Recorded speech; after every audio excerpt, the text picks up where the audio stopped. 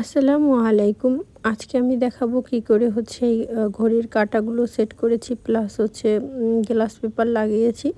Glass paper লাগালে প্রোডাক্টটা অনেক দিন ভালো থাকে, এইজন্য হচ্ছে এটা মেইনলি লাগানো হয়। এটা হচ্ছে আপনি যে কোনো ফ্রেম বাঁধাই করে যেসব দোকানে, সেসব দোকানে পেয়ে যাবেন। এই কোশ্চেনটা আপনারা আমার আগের যে একটা ভিডিও ছিল অনেক ভাইরাল হয়েছে, সেই ভিডিওতে অনেকবার করেছেন।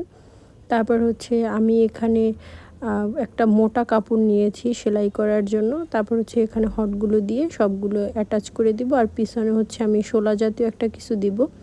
তো এখানে হচ্ছে আমি যেখানে ছিদ্র করব সেই জায়গাটা মার্ক করে নিচ্ছিলাম, প্লাস এই যে জায়গাটা এখানেও আমি মার্কিং করে তারপর হচ্ছে কেটে নেব এই জায়গাটা। যেহেতু এই ডায়ালটা একটু উঁচা থাকে, দেখা যায় কি এটা ফ্রেমের থেকে উঁচু হওয়ার কারণে ওয়ালে খুব সুন্দরভাবে সেট হয় না। এজন্য পিছনে যদি আপনি এরকম একটু উঁচু জাতীয় কিছু দেন, দিলে ভালো হবে। কার্ডবোর্ড দিলে আসলে অতটা ভালো সুন্দর সেট হবে না। এরকম শোলা টাইপের কিছু থাকলে ফোমের, তাহলেই খুব ভালো হবে। তারপর হচ্ছে এখানে আমি কেচি দিয়ে কেটে, যেহেতু অন্য কিছু কলম দিয়ে ফুটো করলে ওটা ছোট হয়, এজন্য আমি একটু কেচি দিয়ে কেটে নিচ্ছিলাম। বেশি বড় করা যাবে না, এটা মেপে তারপর হচ্ছে কেটে নিব।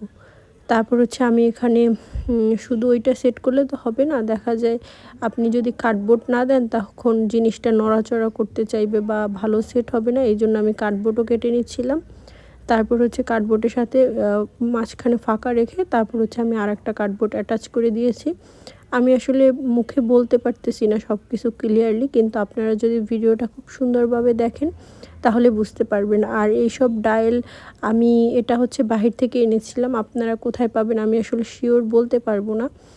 আর যেসব ইনকোয়ারি আপনাদের থাকে কমেন্ট করবেন, আমি সবসময় চেষ্টা করি সবার রিপ্লাই দেওয়ার। আমার কাছে আসলে সেলের থেকে বড় হচ্ছে কেউ যদি আমার থেকে কোনো উপকার পায় সেইটাই আমার প্রাপ্য। সেল আমার কাছে অত মুখ্য বিষয় না, সেল হোক না হোক সেটা নিয়ে আমি আসলে অত বেশি চিন্তা করি না। কিন্তু আপনি আমার ভিডিও দেখে কিছু একটা শিখলেন, এইটাই আমার জন্য অনেক পাওয়া। তারপর হচ্ছে এখানে আমি হটগুলোর সাহায্যে এটা পুরাটা ওইটার সাথে অ্যাটাচ করে দিব। এই তো আমার এই পার্টটা অ্যাটাচ হয়ে গেল। আমি এখানে হটগুলোটা একটু বেশি লাগিয়ে ফেলেছিলাম, একটু কম দিলে ভালো হতো, কারণ উপরের পার্ট থেকে দেখা যাচ্ছিলো, পরেও দেখা গেছে। তারপর হচ্ছে আমি এখানে শোলাটা সেট করে তারপর হচ্ছে ঘড়ির কাঁটাগুলো সেট করে দিয়েছি। এই তো আলহামদুলিল্লাহ আমার ঘড়িটা রেডি হয়ে গিয়েছিল। এটা হচ্ছে জার্মানি গিয়েছে, আর যাকে গিফট করেছে সে খুবই পছন্দ করেছে। সো ভাবলাম আপনাদের সাথেও সম্পূর্ণ ভিডিওটা শেয়ার করি, যাতে আপনারাও কিছু শিখতে পারেন। আর এই তো আমার ঘড়ি চলতেছে।